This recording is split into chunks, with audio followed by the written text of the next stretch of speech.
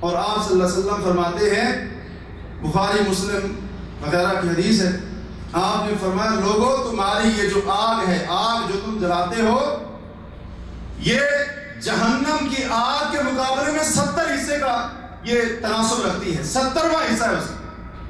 جہنم کی آگ اس سے 69 درجے زیادہ گرم ہے۔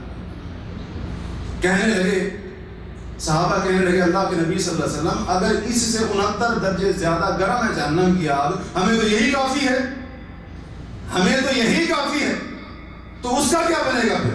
آپ صلی اللہ علیہ وسلم نے فرمایا انہا فضلت علیہا ب69 جزءا، یہ جو جہنم کی آگ ہے 69 درجے اس کو دنیا کی آگ کے اوپر اللہ نے بڑھا دیا ہے۔ کلہن مثل حرھا، ان میں سے ہر حصہ وہ ایسے گرم ہے جیسے دنیا کی آگ گرم ہوتی ہے۔